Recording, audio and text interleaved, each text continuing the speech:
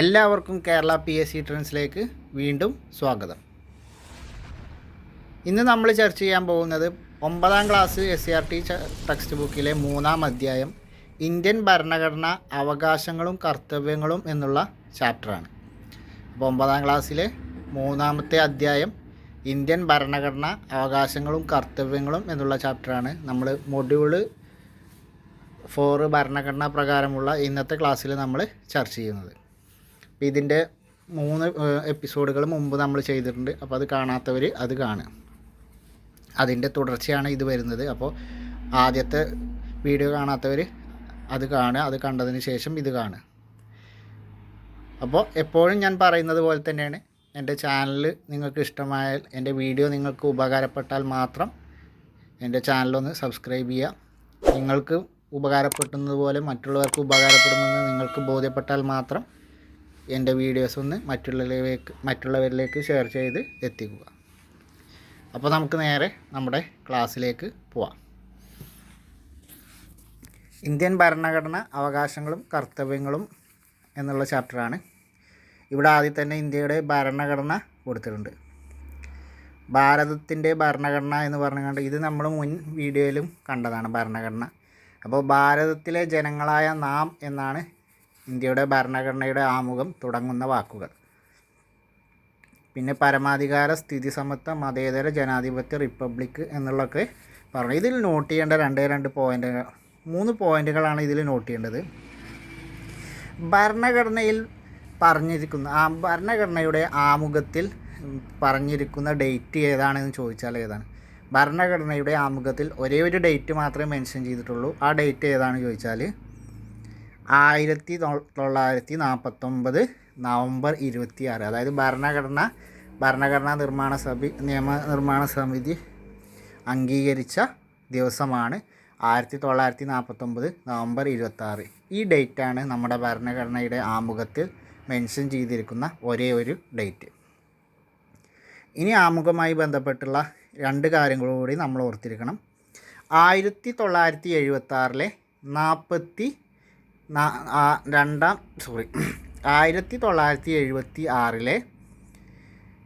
42ാം ഭരണഘടനാ ഭേദഗതി വളരെ പ്രധാനപ്പെട്ടതാണ്. ഇന്ത്യയുടെ ആമുഖം ആകെ ഒരേ ഒരു തവണ, ഇന്ത്യൻ ഭരണഘടനയുടെ ആമുഖം ഒരേ ഒരു തവണ മാത്രമാണ് ഭേദഗതി വരുത്തിയിട്ടുള്ളത്.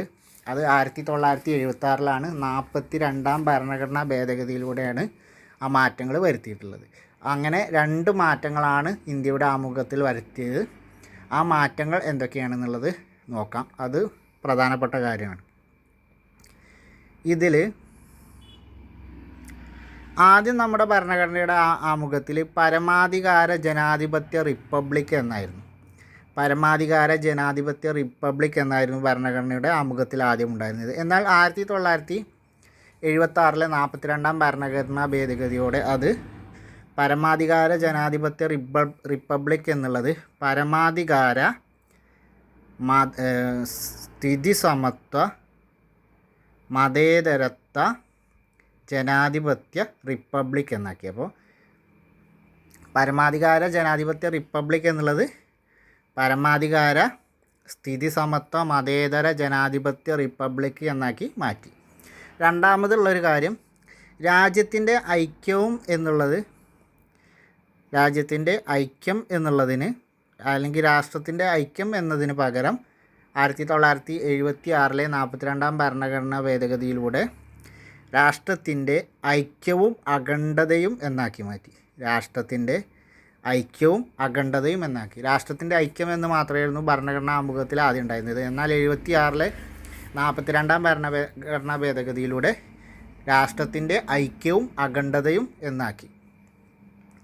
അപ്പോൾ നമ്മൾ പറഞ്ഞ ഭരണഘടനയിൽ ആമുഖത്തിൽ മെൻഷൻ ചെയ്ത ഡേറ്റ്, 2 ഭേദഗതികൾ, വാക്കുകൾ ഏതൊക്കെ എന്നുള്ളത് പ്രീവിയസ് ക്വസ്റ്റ്യനാണ്, വളരെ പ്രധാനപ്പെട്ടതാണ്. അത് നോട്ട് ചെയ്ത് വെക്കുക.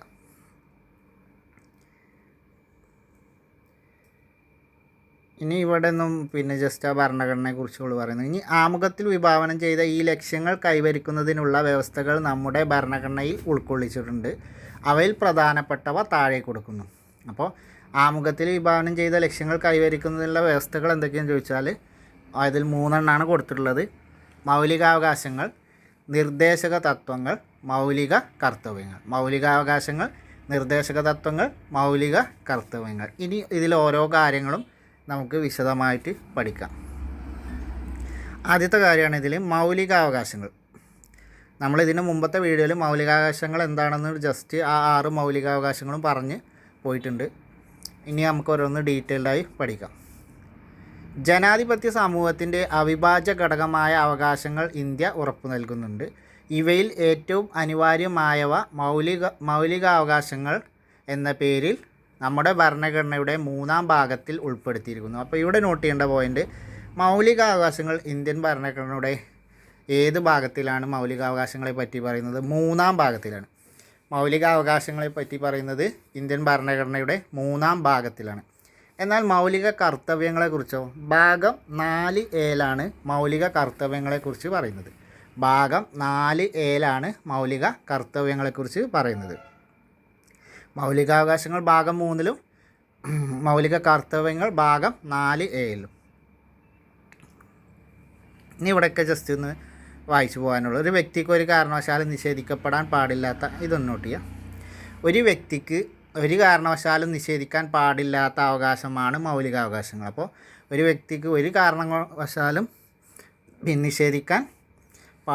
നിഷേധിക്കപ്പെടാൻ പാടില്ലാത്ത അവകാശങ്ങളാണ് അവകാശങ്ങൾ. അവ വ്യക്തിയുടെ സമ്പൂർണ്ണ വികാസത്തിന് ഒഴിച്ചു കൂടാനാവാത്തവയാണ്. അന്തസ്സുള്ള ജീവിതം നയിക്കുന്നതിന് അവ അത്യന്താപേക്ഷിതമാണ്. അതുകൊണ്ട് തന്നെ മൗലികാവകാശങ്ങൾക്കും അവയുടെ സംരക്ഷണത്തിനും ഒരു ജനാധിപത്യ സമൂഹത്തിൽ വലിയ പ്രാധാന്യം ഉണ്ട്. മൗലികാവകാശങ്ങൾ എന്ന് പറഞ്ഞാൽ ഒരു കാരണവശാലും നിഷേധിക്കാൻ പാടില്ലാത്ത അവകാശങ്ങളാണ്. ഇനി അടുത്ത കൊല്ലത്തിൽ ബ്രിട്ടീഷ് ഭരണകാലത്ത് ഇന്ത്യയുടെ മൗലികാവകാശങ്ങൾ നിഷേധിച്ചിട്ടുണ്ടല്ലോ എന്നുള്ളതൊക്കെയാണ്. അപ്പോൾ അതിൽ അവിടെ നിന്ന് നോട്ട് ചെയ്യേണ്ട പോയിന്റിൽ ഇനിയുള്ളതാണ് നെഹ്റു റിപ്പോർട്ട്. അപ്പോൾ 1928 നെഹ്റു കമ്മിറ്റി റിപ്പോർട്ട് ഇന്ത്യയിലെ ജനങ്ങൾക്ക് ഉറപ്പു നൽകേണ്ട അവകാശങ്ങളുടെ പട്ടിക സമർപ്പിക്കുകയുണ്ടായി. അപ്പോൾ നെഹ്റു കമ്മിറ്റി റിപ്പോർട്ട് അവതരിപ്പിച്ച വർഷം 1928. 1928 നെഹ്റു റിപ്പോർട്ട് നോട്ട് ചെയ്ത് വെക്കുക. അതെന്താണ് അതിൽ പറഞ്ഞത് എന്ന് ചോദിച്ചാൽ, ഇന്ത്യയിലെ ജനങ്ങൾക്ക് ഉറപ്പു നൽകേണ്ട അവകാശങ്ങളെക്കുറിച്ചാണ് നെഹ്റു റിപ്പോർട്ടിലുള്ളത്. ഇന്ത്യയിലെ ജനങ്ങൾക്ക് ഉറപ്പു നൽകേണ്ട അവകാശങ്ങളെക്കുറിച്ചാണ് നെഹ്റു റിപ്പോർട്ടിൽ ഉള്ളത്. 1928 നെഹ്റു റിപ്പോർട്ട് സമർപ്പിച്ചത്. സ്വാതന്ത്ര്യ സമരം ലക്ഷ്യം വെച്ചതും നെഹ്റു കമ്മിറ്റി റിപ്പോർട്ട് നിർദ്ദേശിച്ചതുമായ അവകാശങ്ങൾ അടിസ്ഥാനമാക്കിയാണ് ഭരണഘടനാ നിർമ്മാതാക്കൾ മൗലികാവകാശങ്ങൾ തയ്യാറാക്കിയത്. അപ്പോൾ മൗലികാവകാശങ്ങൾ ഭരണഘടനാ നിർമ്മാതാക്കൾ തയ്യാറാക്കിയപ്പോൾ ഈ നെഹ്റു കമ്മിറ്റി റിപ്പോർട്ടും പരിഗണനയ്ക്ക് വെച്ചു. അതിൻ്റെയൊക്കെ അടിസ്ഥാനത്തിലാണ് തയ്യാറാക്കിയത്. ഇനി നോട്ട് ചെയ്യേണ്ട പോയിൻ്റ്, അമേരിക്കൻ ഭരണഘടനയിലെ അവകാശ പട്ടികയും നമ്മുടെ മൗലികാവകാശങ്ങൾ രൂപപ്പെടുത്തുന്നതിൽ സ്വാധീനം ചെലുത്തിയിട്ടുണ്ട്. അപ്പോൾ അമേരിക്കൻ ഭരണഘടനയിലെ അവകാശ പട്ടികയും നമ്മുടെ മൗലികാവകാശങ്ങൾ രൂപപ്പെടുത്തുന്നതിൽ സ്വാധീനം ചെലുത്തിയിട്ടുണ്ട്. അപ്പോൾ നമ്മുടെ മൗലികാവകാശങ്ങൾ നമ്മൾ രൂപപ്പെടുത്താൻ അമേരിക്കയിൽ നിന്നുള്ള അവകാശ പട്ടിക നമ്മൾ ഉപയോഗപ്പെടുത്തിയിട്ടുണ്ട്. അപ്പോൾ നമ്മുടെ മൗലികാവകാശങ്ങൾ എന്ന ആശയം നമ്മൾ കടമെടുത്തത് അമേരിക്കയിൽ നിന്നാണ്. ഇവിടെ നോട്ട് ചെയ്യേണ്ട പോയിൻ്റ് അതാണ്. ഇനി മൗലികാവകാശങ്ങൾ എന്ന് പറഞ്ഞുകൊണ്ട് നല്ല ഭംഗിയുള്ളൊരു ചിത്രമായിട്ട് പൂവിൻ്റെ ഇതളുകളായിങ്ങാണ്ട് കൊടുത്തിട്ടുണ്ട്. ഇന്ത്യൻ ഭരണഘടന ഉറപ്പ് നൽകുന്ന മൗലികാവകാശങ്ങൾ: സമത്വത്തിനുള്ള അവകാശം, സ്വാതന്ത്ര്യത്തിനുള്ള അവകാശം, ചൂഷണത്തിനെതിരെയുള്ള അവകാശം, മതസ്വാതന്ത്ര്യത്തിനുള്ള അവകാശം, സാംസ്കാരികവും വിദ്യാഭ്യാസപരവുമായ അവകാശം, ഭരണഘടനാപരമായ പരിഹാരം കാണുന്നതിനുള്ള അവകാശം. ഇനി നമുക്ക് ഓരോ മൗലികാവകാശങ്ങളും എന്തൊക്കെയാണെന്നുള്ളത് ഡീറ്റെയിൽഡായിട്ട് നോക്കി പോവാം. ഇതിലാദ്യം വരുന്നതാണ് സമത്വത്തിനുള്ള അവകാശം. സമത്വത്തിനുള്ള അവകാശം. ഈ സമത്വത്തിനുള്ള അവകാശം ഇവിടെ ഒരു പേപ്പറിൻ്റെ ഒരു ഇത് കൊടുത്തിട്ടുണ്ട്. അത് ജാതി ചൂഷണത്തെക്കുറിച്ചൊക്കെയുള്ള ഒരു കൊളാഷാണ് കൊടുത്തിട്ടുള്ളത്. അപ്പോൾ അതൊന്ന് നോക്കിയാൽ അപ്പോൾ ഏതൊക്കെ തരത്തിലുള്ള വിവേചനങ്ങളെക്കുറിച്ചാണ് വാർത്തയിൽ പ്രതിപാദിക്കുന്നത് എന്നുള്ളത് അവിടെ ആ ജാതി അടിസ്ഥാനത്തിലുള്ള വിവേചനം അതിനെക്കുറിച്ചൊക്കെയാണ്. അപ്പോൾ ഇനി സമത്വത്തിനുള്ള അവകാശങ്ങൾ എന്താണെന്നുള്ളത് നോക്കാം. സമത്വത്തിനുള്ള അവകാശത്തിൽ ഉൾക്കൊള്ളിച്ചിരിക്കുന്ന ആശയങ്ങൾ എന്തൊക്കെയാണെന്ന് നോക്കാം. സമത്വത്തിനുള്ള അവകാശം എന്ന് പറയുമ്പോൾ നിയമത്തിന് മുന്നിൽ സമത്വം ഉറപ്പാക്കൽ. ഒന്നാമത്തെ കാര്യം, നിയമത്തിന് മുന്നിൽ സമത്വം ഉറപ്പാക്കൽ സമത്വത്തിനുള്ള അവകാശത്തിൽ വരുന്നതാണ്. നിയമത്തിന് മുന്നിൽ സമത്വം ഉറപ്പാക്കൽ. ജാതി, മതം, വർഗം, ലിംഗം, ജനനസ്ഥലം എന്നിവയുടെ അടിസ്ഥാനത്തിലുള്ള വിവേചനം നിരോധിക്കൽ. അപ്പോൾ ജാതി, മതം, വർഗം, ലിംഗം, ജനനസ്ഥലം എന്നിവയുടെ അടിസ്ഥാനത്തിലുള്ള വിവേചനം നിരോധിക്കൽ. പൊതുനിയമനങ്ങളിൽ അവസര സമത്വം ഉറപ്പാക്കൽ. പൊതുനിയമനങ്ങളിൽ അവസര സമത്വം ഉറപ്പാക്കൽ. തൊട്ടുകൂടായ്മ നിർത്തലാക്കൽ. സ്ഥാനപ്പേരുകൾ നിർത്തലാക്കൽ. തൊട്ടുകൂടായ്മ നിർത്തലാക്കൽ, സ്ഥാനപ്പേരുകൾ നിർത്തലാക്കൽ, പൊതുനിയമനങ്ങളിൽ അവസര സമത്വം ഉറപ്പാക്കൽ, ജാതി, മതം, വർഗം, ലിംഗം, ജനനസ്ഥലം എന്നിവയുടെ അടിസ്ഥാനത്തിലുള്ള വിവേചനം നിരോധിക്കൽ, നിയമത്തിന് മുന്നിൽ സമത്വം ഉറപ്പാക്കൽ. ഇത്രയും കാര്യങ്ങളാണ് സമത്വത്തിനുള്ള അവകാശം എന്നുള്ള കാര്യത്തിൻ്റെ താഴെ വരുന്നത്, അതിൻ്റെ കീഴിൽ വരുന്നത്. അപ്പോൾ ഈ ബുള്ളറ്റ് പോയിൻ്റ് പ്രത്യേകം നോട്ട് ചെയ്ത് വെക്കുക. കാരണം ഇതിൽ ഓരോ പോയിൻ്റ് എടുത്ത് വന്നിട്ട് പ്രീവിയസ് ക്വസ്റ്റ്യൻ ഇതുപോലെ ചോദിച്ചിട്ടുണ്ട്. അപ്പോൾ തൊട്ടുകൂടായ്മ നിർത്തലാക്കൽ മൗലികാവകാശത്തിൽ ഏത് അവകാശത്തിൽ വരുന്നു എന്ന് ചോദിച്ചാൽ നമുക്ക് ഓപ്ഷൻ തരുമ്പോൾ കൺഫ്യൂഷൻ ആകും. അപ്പോൾ അത് സമത്വത്തിനുള്ള അവകാശം എന്നതിലാണ് തൊട്ടുകൂടായ്മ നിർത്തലാക്കൽ എന്നുള്ള ആശയം വരുന്നത്. അപ്പോൾ ഈ ബുള്ളറ്റ് പോയിൻ്റ് ഇട്ട് ഈ 5 പോയിൻ്റുകൾ പ്രത്യേകം നോട്ട് ചെയ്ത് പഠിക്കുക. ഇത് സമത്വത്തിനുള്ള അവകാശം എന്നതിൻ്റെ കീഴിൽ വരുന്ന കാര്യങ്ങളാണ്. എന്നാൽ സ്ത്രീകൾ, കുട്ടികൾ, പിന്നോക്ക വിഭാഗങ്ങൾ എന്നിവർക്ക് പ്രത്യേക പരിഗണന നൽകുന്നത് സമത്വത്തിനുള്ള അവകാശത്തിന് എതിരല്ല. ഇങ്ങനെയൊക്കെ സമത്വത്തിനുള്ള അവകാശം ഇങ്ങനെയൊക്കെയാണ് നമ്മൾ പറഞ്ഞു. എന്നാലും നമ്മൾ സ്ത്രീകൾ, കുട്ടികൾ, അതേപോലെ പിന്നാക്ക വിഭാഗം നിൽക്കുന്ന ഈ SC, ST, ഹരിജന് അങ്ങനെയുള്ള വിഭാഗങ്ങൾക്ക് പ്രത്യേക പരിഗണന നമ്മൾ നൽകുന്നുണ്ട്. അത് സമത്വത്തിനുള്ള അവകാശത്തിന് എതിരല്ല. അവർക്ക് പരിഗണന നൽകുന്നത് ഒരിക്കലും സമത്വത്തിനുള്ള അവകാശത്തിന് എതിരല്ല. മറിച്ച് എന്താണ്, പ്രത്യേക പരിഗണന നൽകുന്നത് വഴി അസമത്വം ഒഴിവാക്കാനും സമത്വം സ്ഥാപിക്കാനും കഴിയും. അപ്പോൾ അങ്ങനെയുള്ള ബാക്ക്വേർഡായ ആളുകൾക്ക് പ്രത്യേക പരിഗണന നൽകുന്നത് വഴി അസമത്വം ഒഴിവാക്കാനും സമത്വം സ്ഥാപിക്കാനും കഴിയും. ഇനി നിയമത്തിന് മുന്നിൽ സമത്വം എന്ന് പറഞ്ഞുകൊണ്ട് ഒരു കോളം കൊടുത്തിട്ടുണ്ട്. നിലവിലുള്ള നിയമവ്യവസ്ഥയ്ക്ക് മുന്നിൽ എല്ലാ പൗരന്മാരും സമന്മാരാണ് എന്നാണ് നിയമത്തിന് മുന്നിലുള്ള സമത്വം എന്നതുകൊണ്ട് ഉദ്ദേശിക്കുന്നത്. അതായത് നിയമത്തിന് മുന്നിലുള്ള സമത്വം എന്നതുകൊണ്ട് ഉദ്ദേശിക്കുന്നത് നിലവിലുള്ള നിയമവ്യവസ്ഥയ്ക്ക് മുന്നിൽ എല്ലാ പൗരന്മാരും സമന്മാരാണ്. ഒരു വ്യക്തിയുടെ ഔദ്യോഗിക പദവിയോ അധികാരങ്ങളോ എന്ത് തന്നെയായാലും അയാൾ നീതി വ്യവസ്ഥയ്ക്ക് അധീനനല്ല. ഇനിയിപ്പോൾ വലിയ സ്ഥാനങ്ങളോ അല്ലെങ്കിൽ വലിയ ക്യാഷുള്ള ആളോ എന്ന് വെച്ചിട്ട് നീതി വ്യവസ്ഥയ്ക്ക് അയാൾ ഒരിക്കലും വ്യവസ്ഥയ്ക്ക് അതീതനല്ല. ഇനി സ്ഥാനപ്പേരുകൾ നിർത്തലാക്കൽ. ബ്രിട്ടീഷ് ഭരണകാലത്ത് അവരുടെ താൽപ്പര്യങ്ങൾ സംരക്ഷിക്കാൻ സഹായിക്കുന്ന ഇന്ത്യക്കാരായ ഉദ്യോഗസ്ഥർക്ക് സ്ഥാനപ്പേരുകളും പദവികളും നൽകിയിരുന്നു. സാമ്രാജ്യത്വ താൽപ്പര്യം സംരക്ഷിക്കുന്നതിന് വേണ്ടി ഇത്തരം പദവികൾ ദുരുപയോഗം ചെയ്യുന്നതിനെ ഇന്ത്യൻ ദേശീയ പ്രസ്ഥാനം എതിർത്തിരുന്നു. ഇത്തരം സ്ഥാനപ്പേരുകൾ അസമത്വത്തിനുള്ള കാരണമാകുന്നതിനാൽ ഇന്ത്യൻ ഭരണഘടന സ്ഥാനപ്പേരുകൾ നിർത്തലാക്കി. അപ്പോൾ സ്ഥാനപ്പേരുകൾ നിർത്തലാക്കിയതൊക്കെ സമത്വത്തിനുള്ള അവകാശത്തിൻ്റെ കീഴിൽ വരുന്ന കാര്യങ്ങളാണ്. അത് സ്ഥാനപ്പേരുകൾ എന്ന് പറഞ്ഞാൽ ബ്രിട്ടീഷ് ഭരണകാലത്ത് ബ്രിട്ടീഷുകാരുടെ താല്പര്യങ്ങൾ സംരക്ഷിക്കാൻ സഹായിക്കുന്ന ഇന്ത്യക്കാരായ ഉദ്യോഗസ്ഥരുണ്ടായിരുന്നു. അപ്പോൾ അവർക്ക് ചില സ്ഥാനപ്പേരും അതേപോലെ പദവികളും അവർ നൽകിയിരുന്നു. സാമ്രാജ്യത്വ താല്പര്യം സംരക്ഷിക്കുന്നതിന് വേണ്ടി ഇത്തരം പദവികൾ ദുരുപയോഗം ചെയ്യുന്നതിനെ അന്നത്തെ ഇന്ത്യൻ ദേശീയ പ്രസ്ഥാനം എതിർത്തിരുന്നു. അപ്പോൾ ഇത്തരം സ്ഥാനപ്പേരുകൾ അസമത്വത്തിന് കാരണമാകും എന്നതുകൊണ്ട് തന്നെ ഇന്ത്യ സ്വാതന്ത്ര്യം കിട്ടിയ ഉടനെ ഭരണഘടന തയ്യാറാക്കിയപ്പോൾ സ്ഥാനപ്പേരുകൾ നിർത്തലാക്കി. സ്ഥാനപ്പേരുകൾ നിർത്തലാക്കിയത് സമത്വത്തിനുള്ള അവകാശത്തിൻ്റെ കീഴിൽ വരുന്ന കാര്യമാണ്. അസമത്വം ഉണ്ടാവും എന്നുള്ളത് കൊണ്ടാണ് സ്ഥാനപ്പേരുകളൊക്കെ നിർത്തലാക്കിയത്. അപ്പോൾ അതാണ് സമത്വത്തിനുള്ള അവകാശം. ഇനി അടുത്തതാണ് മൗലികാവകാശങ്ങളിൽ രണ്ടാമത്തെ അവകാശമാണ് സ്വാതന്ത്ര്യത്തിനുള്ള അവകാശം. ഈ സ്വാതന്ത്ര്യത്തിനുള്ള അവകാശത്തിൻ്റെ കീഴിൽ വരുന്ന കാര്യങ്ങൾ എന്തൊക്കെയാണ്? പ്രധാനമായും വരുന്ന കാര്യങ്ങൾ, ഒന്ന്, സംസാരത്തിനും പ്രകടനത്തിനുമുള്ള സ്വാതന്ത്ര്യം. സംസാരത്തിനും ആശയപ്രകടനത്തിനുമുള്ള സ്വാതന്ത്ര്യം. ആയുധങ്ങൾ കൂടാതെ സമാധാനപരമായി സമ്മേളിക്കാനുള്ള സ്വാതന്ത്ര്യം. ആയുധങ്ങൾ കൂടാതെ സമാധാനപരമായി സമ്മേളിക്കാനുള്ള സ്വാതന്ത്ര്യം. അപ്പോൾ സ്വാതന്ത്ര്യത്തിനുള്ള അവകാശത്തിൽ വരുന്ന കാര്യങ്ങളാണ് സംസാരത്തിനും ആശയപ്രകടനത്തിനുമുള്ള സ്വാതന്ത്ര്യം, ആയുധങ്ങൾ കൂടാതെ സമാധാനപരമായി സമ്മേളിക്കാനുള്ള സ്വാതന്ത്ര്യം. ആയുധങ്ങൾ ഉപയോഗിച്ച് ഒരിക്കലും സമ്മേളിക്കാൻ നമുക്ക് സ്വാതന്ത്ര്യത്തിനുള്ള അവകാശത്തിൽ ആയുധങ്ങൾ ഉപയോഗിച്ച് അല്ലെങ്കിൽ ആയുധങ്ങൾ കൊണ്ട് സമ്മേളിക്കാൻ ഒരിക്കലും അനുവദിക്കുന്നില്ല. ആയുധങ്ങളില്ലാതെ സമാധാനപരമായിട്ട് നമുക്ക് എത്ര സമ്മേളനം വേണമെങ്കിലും വിളിക്കാം, എത്ര ആളുകളെ വേണമെങ്കിലും കൂട്ടാം.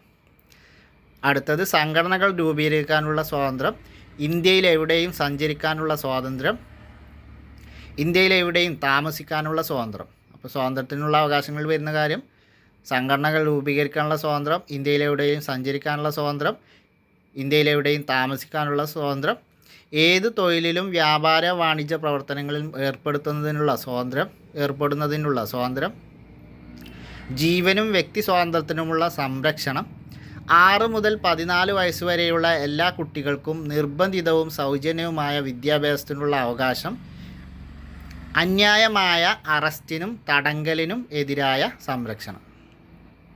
അപ്പോൾ ഇത്രയും കാര്യങ്ങളാണ് സ്വാതന്ത്ര്യത്തിനുള്ള അവകാശങ്ങളിൽ വരുന്ന കാര്യങ്ങൾ. അന്യായമായ അറസ്റ്റിനും തടങ്കലിനും എതിരായ സംരക്ഷണം, 6 മുതൽ 14 വയസ്സ് വരെയുള്ള എല്ലാ കുട്ടികൾക്കും നിർബന്ധിതവും സൗജന്യവുമായ വിദ്യാഭ്യാസത്തിനുള്ള അവകാശം, ജീവനും വ്യക്തി സ്വാതന്ത്ര്യത്തിനുമുള്ള സംരക്ഷണം, ഏത് തൊഴിലിലും വ്യാപാര വാണിജ്യ പ്രവർത്തനങ്ങളിലും ഏർപ്പെടുന്നതിനുള്ള സ്വാതന്ത്ര്യം, സംഘടനകൾ രൂപീകരിക്കാനുള്ള സ്വാതന്ത്ര്യം, ഇന്ത്യയിലെവിടെയും സഞ്ചരിക്കാനുള്ള സ്വാതന്ത്ര്യം, ഇന്ത്യയിലെവിടെയും താമസിക്കാനുള്ള സ്വാതന്ത്ര്യം, പിന്നെ സംസാരത്തിനും പ്രകടനത്തിനുമുള്ള സ്വാതന്ത്ര്യം, ആയുധങ്ങൾ കൂടാതെ സമാധാനപരമായി സമ്മേളിക്കാനുള്ള സ്വാതന്ത്ര്യം. ഇത്രയും കാര്യങ്ങളാണ് പ്രത്യേകം നോട്ട് ചെയ്ത് വെക്കുക സ്വാതന്ത്ര്യത്തിനുള്ള അവകാശത്തിൽ വരുന്നത്.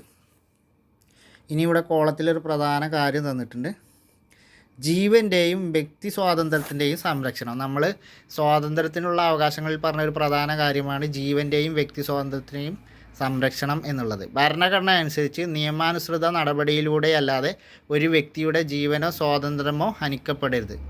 അത് ഭരണഘടന അനുസരിച്ച് നിയമപരമായ രീതിയിലല്ലാതെ ഒരു വ്യക്തിയുടെ സ്വാതന്ത്ര്യമോ ജീവനോ ഹനിക്കപ്പെടാൻ പാടില്ല. ഈ അവകാശം അടിയന്തരാവസ്ഥ കാലത്തും നിഷേധിക്കാൻ പാടില്ല. ഭരണാധികാരികളുടെ ഏകാധിപത്യ പ്രവണതകളെ തടയാൻ ഈ അവകാശം ജനങ്ങളെ സഹായിക്കുന്നു. അപ്പോൾ ജീവൻ്റെയും വ്യക്തി സ്വാതന്ത്ര്യത്തിൻ്റെയുള്ള സംരക്ഷണം എന്നുള്ളത് ഭരണാധികാരികളുടെ ഏകാധിപത്യ ശൈലിയൊക്കെ തടയുന്നതിന് വേണ്ടി ജനങ്ങളെ സഹായിക്കുന്ന ഒരു അവകാശമാണ്. പിന്നെ അടിയന്തരാവസ്ഥ കാലത്ത് പോലും നിഷേധിക്കാൻ പാടില്ലാത്ത അവകാശം ഏതാണെന്ന് ചോദിച്ചാൽ സ്വാതന്ത്ര്യത്തിനുള്ള അവകാശത്തിൽ വരുന്ന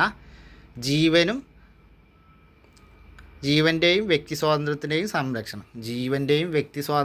സംരക്ഷണം എന്നുള്ള അവകാശമാണ് നമുക്ക് അടിയന്തരാവസ്ഥ കാലത്ത് പോലും നിഷേധിക്കപ്പെടാൻ പാടില്ലാത്ത നമ്മുടെ അവകാശം. അപ്പോൾ ഇത് വരുന്നത് സ്വാതന്ത്ര്യത്തിനുള്ള അവകാശം എന്ന വാക്കിലാണ്. അപ്പോൾ ഓപ്ഷന് നോക്കിയിട്ട് ഉത്തരം എഴുതുക. പ്രീവിയസ് ക്വസ്റ്റ്യൻ, അടിയന്തരാവസ്ഥ കാലത്ത് നമുക്ക് നിഷേധിക്കപ്പെടാൻ പാടില്ലാത്ത അവകാശം എന്നുള്ളത്. അതേസമയം ഇവയെല്ലാം നിയന്ത്രണ വിധേയമാണ്. രാജ്യത്തിൻ്റെ ഐക്യത്തിനും സമാധാന അന്തരീക്ഷത്തിനും ഭീഷണി ഉണ്ടാകുന്ന തരത്തിൽ ഈ സ്വാതന്ത്ര്യം അനുഭവിക്കാൻ കഴിയില്ല. അപ്പോൾ നമ്മൾ ഇത്രയും സ്വാതന്ത്ര്യങ്ങളെക്കുറിച്ച് പറഞ്ഞു. അപ്പോൾ അപ്പോൾ വ്യക്തി സ്വാതന്ത്ര്യങ്ങളെക്കുറിച്ച് ഒക്കെ പറഞ്ഞു. പക്ഷേ രാജ്യത്തിൻ്റെ ഐക്യത്തിനും സമാധാന അന്തരീക്ഷത്തിനും ഭീഷണി ഉണ്ടാകുന്ന തരത്തിൽ ഈ സ്വാതന്ത്ര്യത്തിനുള്ള അവകാശം ഒരിക്കലും ഉപയോഗിക്കാൻ പാടില്ല. അടുത്ത അവകാശമാണ് ചൂഷണത്തിനെതിരെയുള്ള അവകാശം. മൗലികാവകാശങ്ങളിലെ അടുത്ത അവകാശമാണ് ചൂഷണത്തിനെതിരെയുള്ള അവകാശം. ചൂഷണത്തിനെതിരെയുള്ള അവകാശങ്ങളിൽ വരുന്നത് നിർബന്ധിത തൊഴിൽ, മനുഷ്യക്കച്ചവടം എന്നിവ നിരോധിക്കുന്നു. അപ്പോൾ ചൂഷണത്തിനെതിരെയുള്ള അവകാശത്തിൽ വരുന്നത് നിർബന്ധിത തൊഴിലും മനുഷ്യക്കച്ചവടവും നിരോധിച്ചിരിക്കുന്നു. വ്യവസായശാലകളിലും മറ്റ് അപകടകരമായ മേഖലകളിലും കുട്ടികളെ ജോലിക്ക് നിയോഗിക്കുന്നത് നിരോധിച്ചിരിക്കുന്നു. വ്യവസായശാലകളിലും മറ്റ് അപകടകരമായ മേഖലകളിലും, അതായത് ഈ ഖനി അങ്ങനെയുള്ള മേഖലകളാണ് പറയുന്നത്, മറ്റ് അപകടകരമായ മേഖലകളിലും കുട്ടികളെ ജോലിക്ക് നിയോഗിക്കുന്നത് നിരോധിച്ചിരിക്കുന്നു. ഇതാണ് ചൂഷണത്തിനെതിരെയുള്ള അവകാശത്തിൽ വരുന്ന പ്രധാനപ്പെട്ട 2 കാര്യങ്ങൾ. അടുത്തതാണ് മതസ്വാതന്ത്ര്യത്തിനുള്ള അവകാശം. അപ്പോൾ ഇതിലാദ്യം തന്നെ ജവഹർലാൽ നെഹ്റുവിൻ്റെ ഒരു വാക്കുകളുണ്ട്. നമുക്ക് പ്രീവിയസ് ക്വസ്റ്റ്യൻ ആണെന്ന് തോന്നുന്നുണ്ട്. യെസ് ഈ വാക്കല്ല.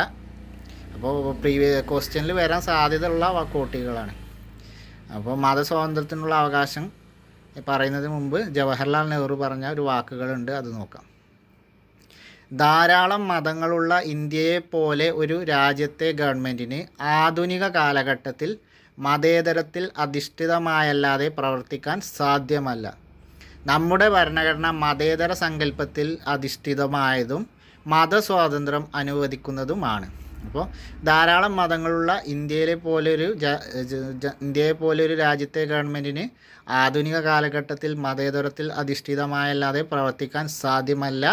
നമ്മുടെ ഭരണഘടന മതേതര സങ്കല്പത്തിനും അധിഷ്ഠിതമായതും മതസ്വാതന്ത്ര്യം അനുവദിക്കുന്നതുമാണ്. അപ്പോൾ ജവഹർലാൽ നെഹ്റുവിൻ്റെ പ്രശസ്തമായ വാക്കുകളാണ്. മതസ്വാതന്ത്ര്യത്തിനുള്ള അവകാശം എന്നതിൽ വരുന്ന കാര്യങ്ങൾ എന്തൊക്കെയാണെന്നുള്ളത് നോക്കാം.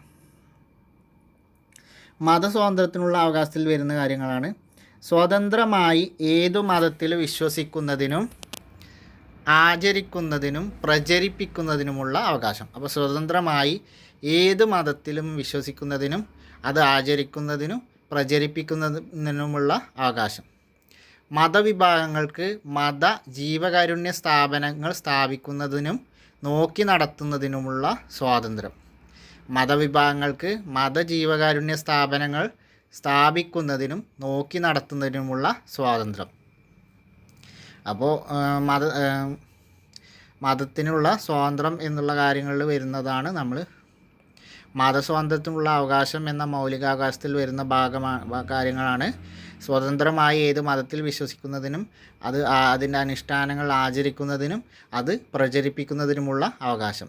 മതസ്വാതന്ത്ര്യത്തിനുള്ള അവകാശത്തിൽ വരുന്ന ഒന്നാമത്തെ കാര്യമാണ്. രണ്ടാമത്തെ കാര്യം, മതവിഭാഗങ്ങൾക്ക് ജീവകാരുണ്യ സ്ഥാപനങ്ങൾ സ്ഥാപിക്കുന്നതിനും നോക്കി നടത്തുന്നതിനുമുള്ള സ്വാതന്ത്ര്യം.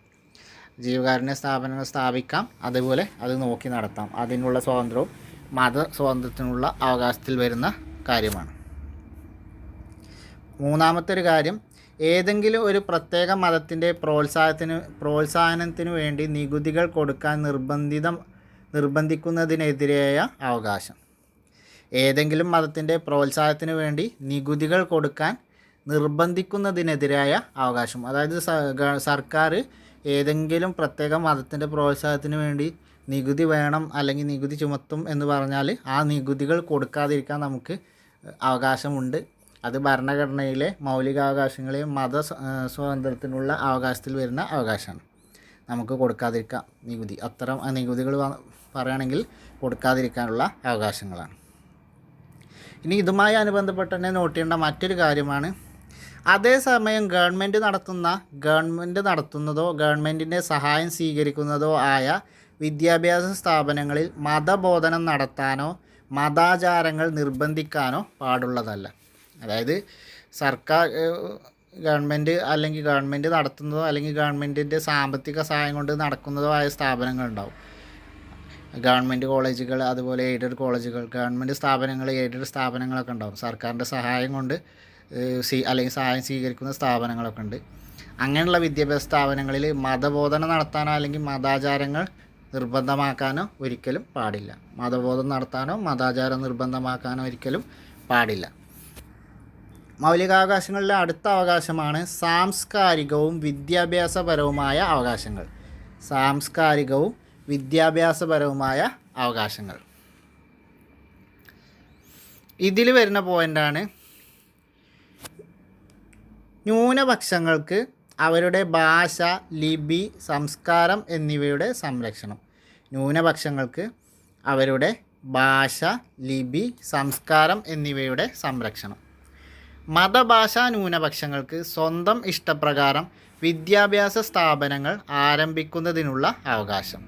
മതഭാഷാ ന്യൂനപക്ഷങ്ങൾക്ക് സ്വന്തം ഇഷ്ടപ്രകാരം വിദ്യാഭ്യാസ സ്ഥാപനങ്ങൾ ആരംഭിക്കുന്നതിനുള്ള അവകാശം.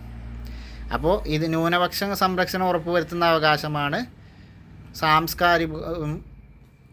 സാംസ്കാരികവും വിദ്യാഭ്യാസപരമായുള്ള അവകാശങ്ങൾ എന്ന മൗലികാവകാശങ്ങളിൽ പ്രധാനമായും ന്യൂനപക്ഷ താല്പര്യ സംരക്ഷണത്തിനുള്ള ഒരു അവകാശമാണ്. അപ്പോൾ ഇതിൽ വരുന്നത് ന്യൂനപക്ഷങ്ങൾക്ക് അവരുടെ ഭാഷ, ലിപി, സംസ്കാരം എന്നിവ എന്നിവയുടെ സംരക്ഷണം, അതുപോലെ മതഭാഷ ന്യൂനപക്ഷങ്ങൾക്ക് സ്വന്തം ഇഷ്ടപ്രകാരം വിദ്യാഭ്യാസ സ്ഥാപനങ്ങൾ ആരംഭിക്കുന്നതിനുള്ള അവകാശം. നമുക്കറിയാം നമ്മുടെ നാട്ടിൽ NSS, SNDP, MAS തുടങ്ങിയവയൊക്കെ കോളേജുകളും വിദ്യാഭ്യാസ സ്ഥാപനങ്ങളും, അതേപോലെ CMS ക്രിസ്ത്യൻ മിഷനറികളൊക്കെ കോളേജുകൾ വിദ്യാഭ്യാസ സ്ഥാപനങ്ങളൊക്കെ ആരംഭിച്ചിട്ടുണ്ട്. അത് ഈ ഒരു അവകാശം ഉപയോഗിച്ചുകൊണ്ടാണ്. അപ്പോൾ മതഭാഷ ന്യൂനപക്ഷങ്ങൾക്ക് വിദ്യാഭ്യാസ സ്ഥാപനങ്ങൾ സ്ഥാപിക്കുന്നതിനുള്ള അവകാശം ഭരണഘടനയുടെ ഏത് അവകാശത്തിലാണ്, മൗലികാവകാശത്തിൻ്റെ ഏത് അവകാശത്തിൽ വരുന്നു എന്ന് ചോദിച്ചാൽ സാംസ്കാരികവും വിദ്യാഭ്യാസപരമായുള്ള അവകാശത്തിൻ്റെ കീഴിലാണ് ഇത് വരുന്നത്. ഇത് പ്രീവിയസ് ക്വസ്റ്റ്യൻ ആയിരുന്നു. ഇനി അടുത്തത് വളരെ പ്രധാനപ്പെട്ടതും അവസാനത്തേതുമായ മൗലികാവകാശമാണ് ഭരണഘടനാപരമായ പരിഹാരം കാണാനുള്ള അവകാശം. ഭരണഘടനാപരമായ പരിഹാരം കാണാനുള്ള അവകാശം.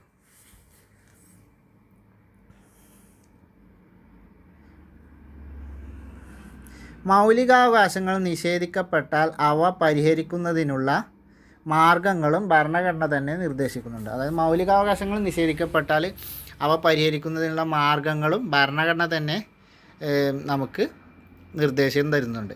ഇത് ഭരണഘടനാപരമായ പരിഹാരം കാണാനുള്ള അവകാശം എന്നറിയപ്പെടുന്നു. ഈ അവകാശത്തെയാണ് ഭരണഘടനാപരമായ പരിഹാരം കാണാനുള്ള അവകാശം എന്ന് പറയുന്നത്. മൗലികാവകാശങ്ങൾ നിഷേധിക്കപ്പെട്ട അവ പരിഹരിക്കാനുള്ള മാർഗങ്ങളും ഭരണഘടന നിർദ്ദേശിക്കുന്നുണ്ട്.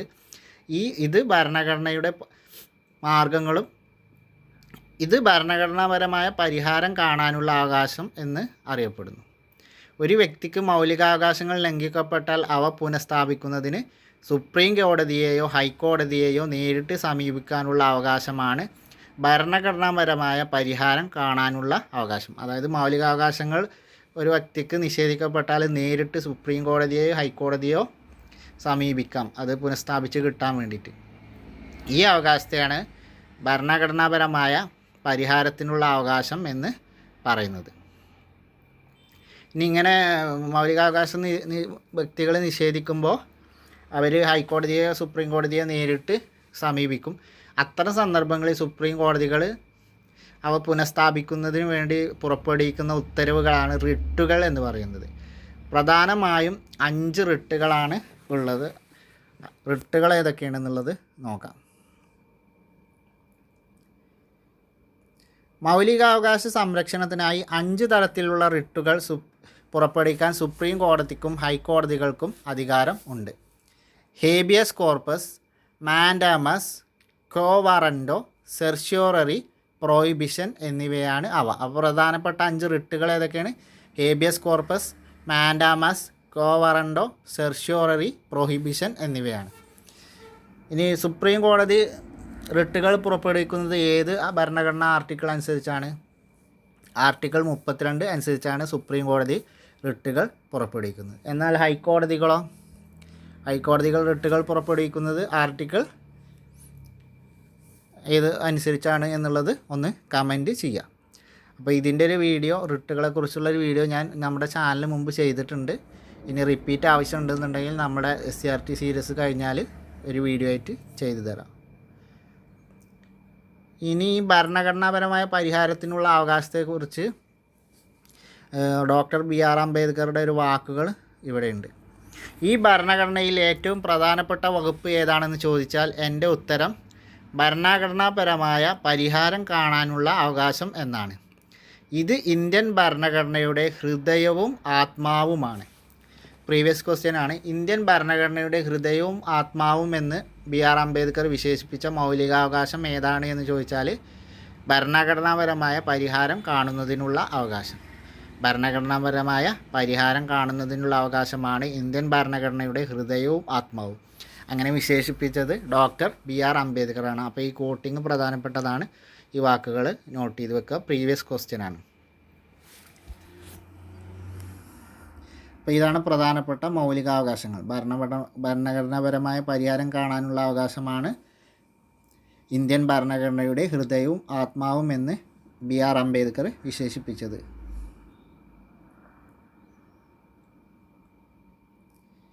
ഇനി ഇവിടെ ഒരു column, A column B column തന്നിട്ടുണ്ട്. അത് ഏത് മൗലികാവകാശത്തിൻ്റെ കീഴിൽ വരുന്നു എന്നുള്ളതിനെക്കുറിച്ച് നോക്കാനാണ്.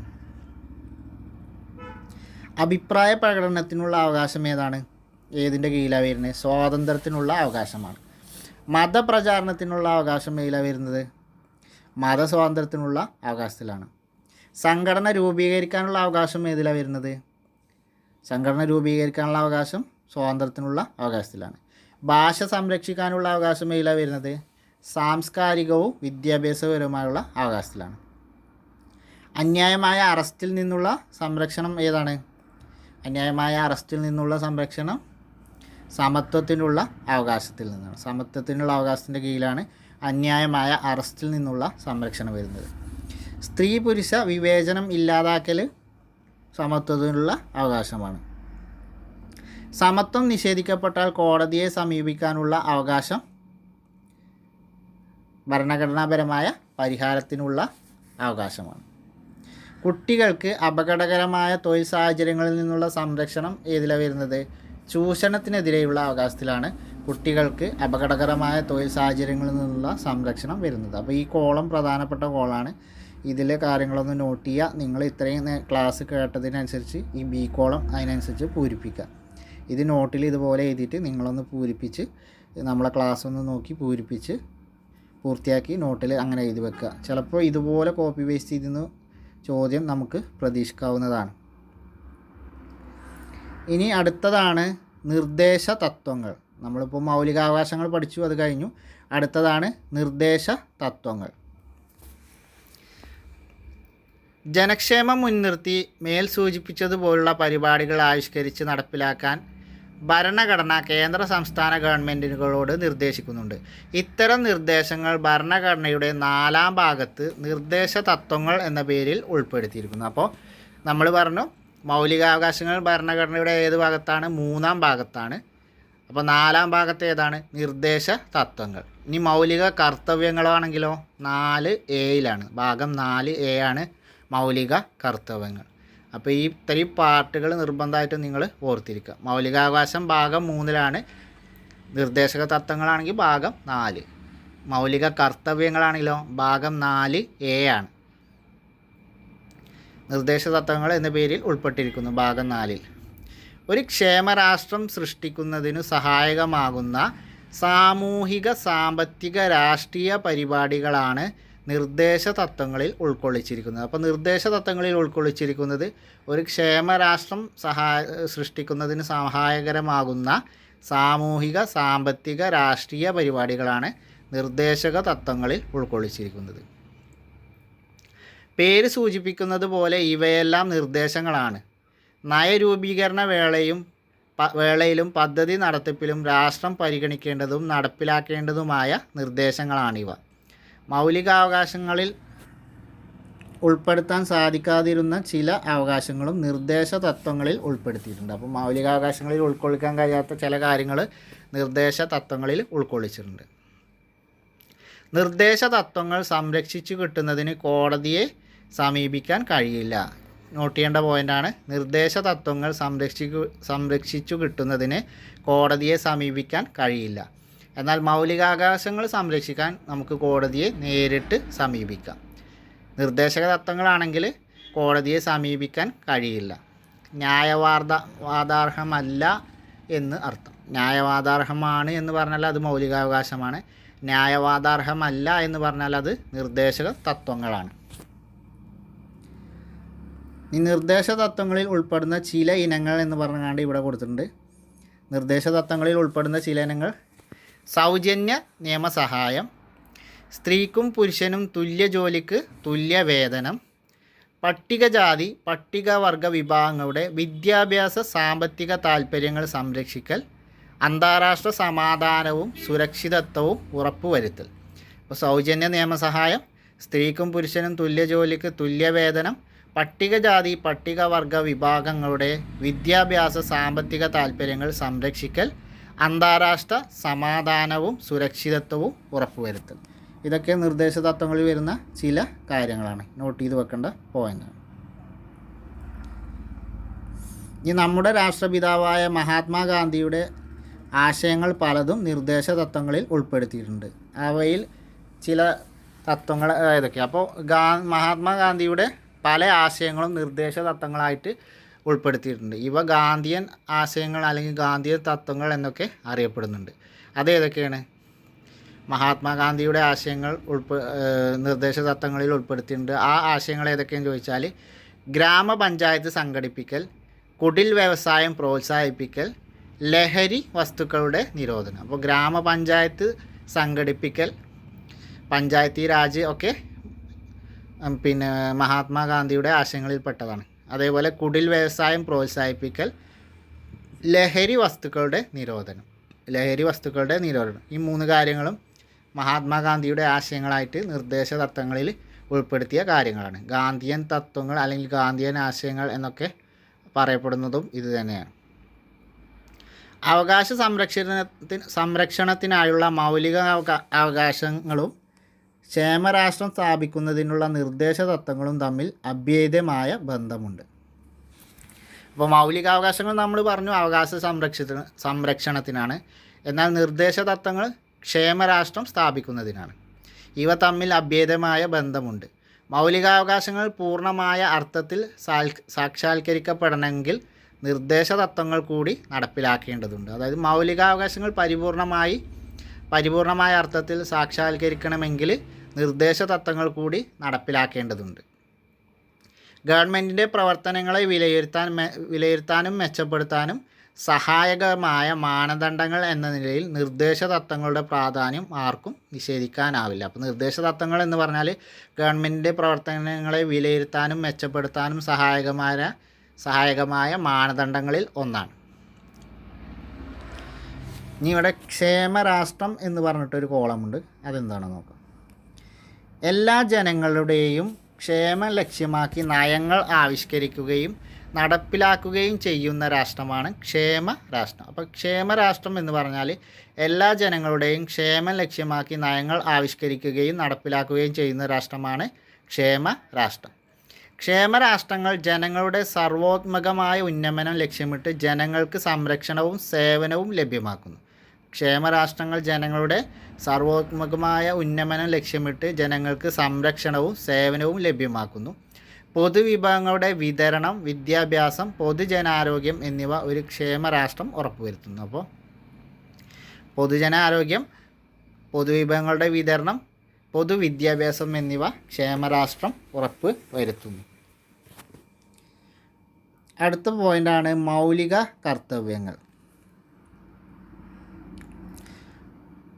താഴെ കൊടുത്ത ചെക്ക് ലിസ്റ്റ് പൂർത്തീകരിക്കുക എന്ന് പറഞ്ഞുകൊണ്ട് ദേശീയ ഗാനം ആലപിക്കുമ്പോൾ എഴുന്നേറ്റ് നിൽക്കാറുണ്ട്, ചരിത്ര സ്മാരകങ്ങളെ സംരക്ഷിക്കേണ്ടതാണ്. അത് ജസ്റ്റ് ഒന്നിങ്ങനെ വായിച്ചു പോയാൽ മതി. പരിസ്ഥിതി സംരക്ഷണം അത് നമുക്കുള്ളൊരു വർക്കാണ്, കുട്ടികൾക്കുള്ളൊരു വർക്കായിട്ട് കൊടുത്തിരിക്കുകയാണ്.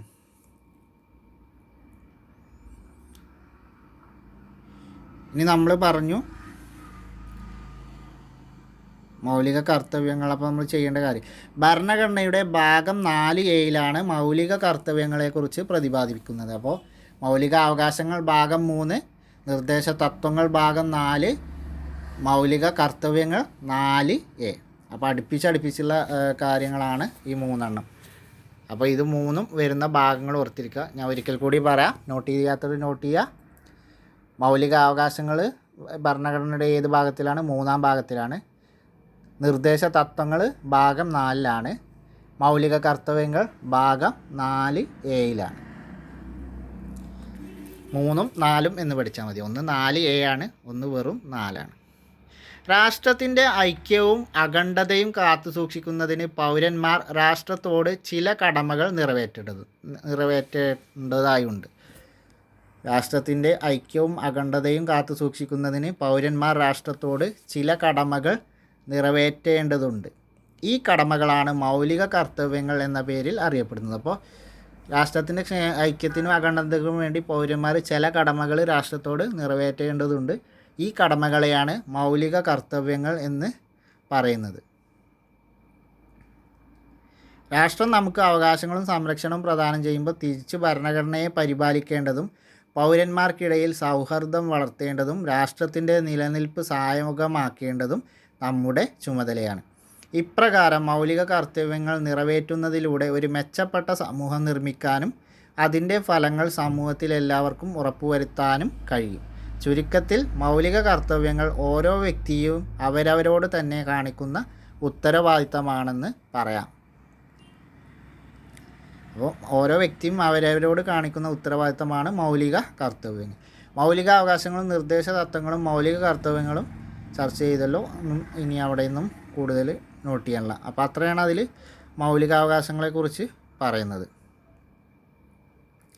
ഇനി ഇതിൽ മൗലികാവകാശങ്ങൾ ഏതൊക്കെയെന്നുള്ളത് ജസ്റ്റ് കുറച്ച് കാര്യങ്ങളുണ്ട്. അതായത് ദേശീയ ഗാനം ആലപിക്കുമ്പോൾ എഴുന്നേറ്റ് നിൽക്കുന്നത്, അതായത് നമ്മൾ ദേശീയ ഗീതത്തെയും ഗാനത്തെയും ചിഹ്നത്തെയും പതാകയെയും ഒക്കെ ബഹുമാനിക്കുക എന്നുള്ളത് മൗലിക കർത്തവ്യങ്ങളിൽ പെട്ടതാണ്. നമ്മുടെ എല്ലാ ടെക്സ്റ്റ് ബുക്കിൻ്റെയും അവസാന ഭാഗത്ത് മൗലിക കർത്തവ്യങ്ങൾ എന്ന് പറഞ്ഞുകൊണ്ട് കുറേ കൊടുത്തിട്ടുണ്ടാവും. അപ്പോൾ അതൊന്ന് വായിച്ച് നോക്കുക.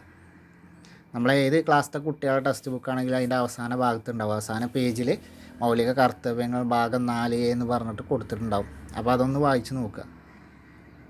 ചരിത്ര സ്മാരകങ്ങൾ സംരക്ഷിക്കുന്നത്, അതേപോലെ ജനങ്ങൾക്കിടയിൽ സൗഹാർദ്ദം വളർത്തണം, രാഷ്ട്രത്തിൻ്റെ ഐക്യവും അഖണ്ഡതയും കാത്തു സൂക്ഷിക്കണം, പരിസ്ഥിതി സംരക്ഷിക്കണം. ഇതൊക്കെ മൗലിക കർത്തവ്യങ്ങളിൽ പെട്ട തന്നെയാണ്.